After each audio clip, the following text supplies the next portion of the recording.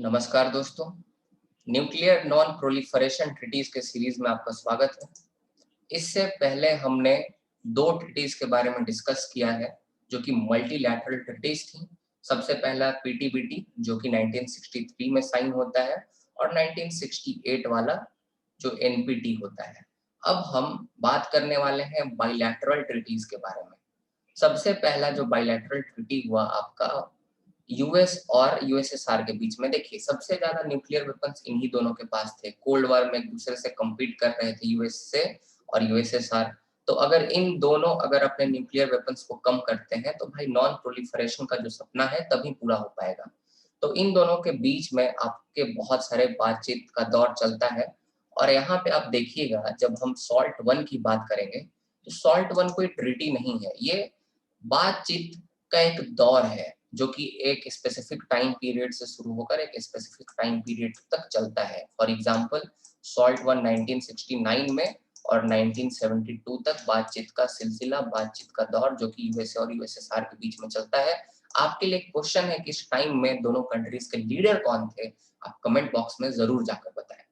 तो इन बातचीत के दौरान दोनों कंट्रीज के लीडर्स के बीच में समझौता हो जाता है। एक पॉइंट पर दोनों आकर अग्री कर जाते हैं कि हम एंटी बैलिस्टिक मिसाइल सिस्टम जो हमारा है उसको डिप्लॉय नहीं करेंगे, उसको डेवलप नहीं करेंगे और उसको टेस्ट नहीं करेंगे।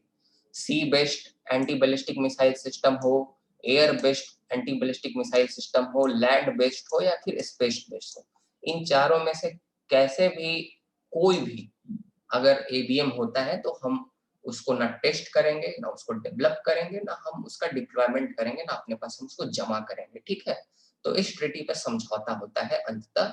और ये जो ट्रीटी होती है एबीएम ट्रीटी, ये आपका सॉल्ट वन का परिणाम होता है जो कि स्ट्रेटेजिक आर्म लिमिटेशन टॉक्स चलता है। दोनों अपने अपने ऑफेंसिव आर्म्स को जो है वह कम करना चाहते थे, रिड्यूस करना चाहते थे। इस लेक्चर को प्रोसीड करने से पहले मैं आपको एक चीज बता देता हूँ कि बहुत कॉम्प्लिकेटेड टर्म्स आते हैं आपके जब आप नॉन प्रोलिफरेशन ट्रीटीज को देखिएगा कि कंट्रीज जो है स्ट्रेटेजिक ऑफेंसिव आर्म्स को रिड्यूस कर रहे हैं, तो इसका मतलब क्या होता है। तो स्ट्रेटेजिक ऑफेंसिव आर्म्स कुछ भी नहीं बल्कि nuclear warhead plus strategic nuclear delivery vehicle का आपका एक कॉम्बिनेशन होता है। और स्ट्रेटेजिक न्यूक्लियर डिलीवरी व्हीकल्स में ballistic missile, cruise missile, strategic bombers और सबमरीन आते हैं। फिर एंटी बैलिस्टिक मिसाइल सिस्टम, आप यहाँ इस शब्द को सुन ही रहे हैं। तो ये सब जो है, ये सब कॉन्सेप्ट्स को मैंने एक सेपरेट लेक्चर में बहुत अच्छी तरह से आपको समझाया है।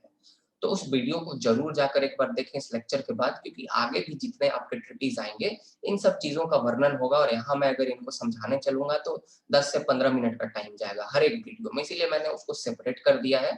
तो आई बटन जो आपके राइट हैंड साइड के पास ऊपर आई लिखा रहा है, वहां पे क्लिक करके आप उस वीडियो को एक्सेस कर सकते हैं या फिर मैं आपको डिस्क्रिप्शन बॉक्स में उसका लिंक दे देता हूँ। तो चलिए शुरू करते हैं इस लेक्चर के बारे में। तो जैसा कि मैंने आपको बताया, ये बाइलैटरल टॉक होता है between then super powers USA and USSR. Cold war के दरमियान दोनों एक दूसरे से जब कम्पीट कर रहे होते हैं 1969 से 1972 तक ये बातचीत का दौर चलता है।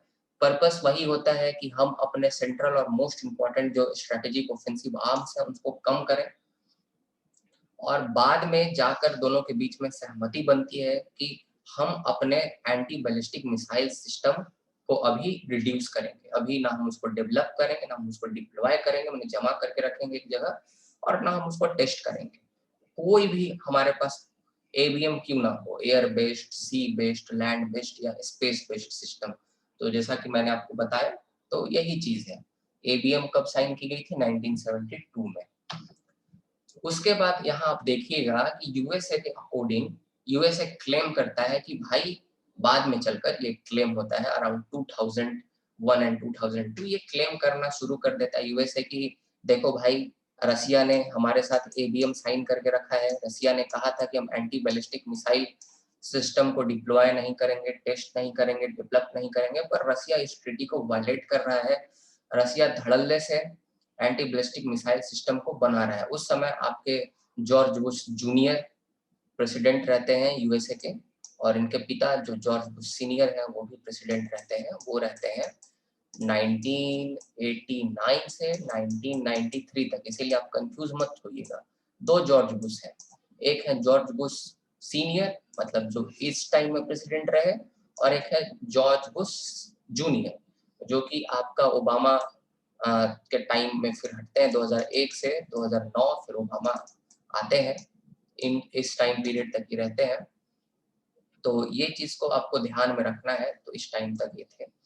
तो उसके बाद मैं आपको एक और सजेशन देना चाहूंगा कि कोल्ड वार को और ये सब ट्रीटीज को समझने के लिए अगर आप इंटरनेशनल रिलेशंस में इंटरेस्टेड हैं, तो आपको एक रफ नॉलेज होना चाहिए कि कोल्ड वार के दरमियान कौन लीडर है यूएसए का और कौन लीडर है यूएसएसआर का। एग्जाम्पल के तौर पर शुरू में स्टालिन लीडर है, इधर आप अगर देखिएगा तो फ्रैंकलिन डी रूजवेल्ट की मौत हो जाती है वर्ल्ड वार 2 के टाइम में। उसके बाद हेनरी ट्रूमैन जो है वो लीडर रहते हैं। हेनरी ट्रूमैन के बाद आइजनहोवर बनते हैं, आइजनहोवर के बाद फिर कैनेडी बनते हैं जिनकी हत्या कर दी जाती है, और इसके बाद तमाम लीडर्स बनते हैं। तो आपको एक रफ नॉलेज होना चाहिए।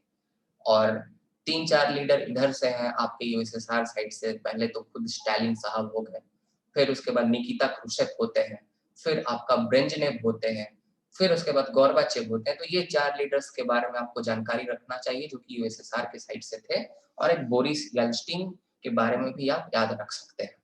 तो ये आपका पूरा ट्रीटी था। 2002 में क्लेम करता है यूएसए कि भाई रसिया इस ट्रीटी से अबाइड नहीं कर रहा है, और रसिया और यूएस इस ट्रीटी से विड्रॉ कर देता है, इस ट्रीटी से बाहर आ जाता है, और इस तरह से जून 2002 में ये ट्रीटी समाप्त हो जाती है। और इसका इम्पैक्ट आगे भी पड़ेगा, इसलिए आप इसको याद रखिएगा कि एबीएम से कब यूएस से बाहर निकला, आपका 2002 में। तो इसको जरूर याद रखिएगा। आगे हम डिस्कस करेंगे अगले लेक्चर में कि इसका क्या परिणाम होता है, इससे आगे रसिया भी आपको रिटेलिएट करेगा, क्या करेगा। तो चलिए अगले लेक्चर में इसके बारे में हम डिस्कस करेंगे।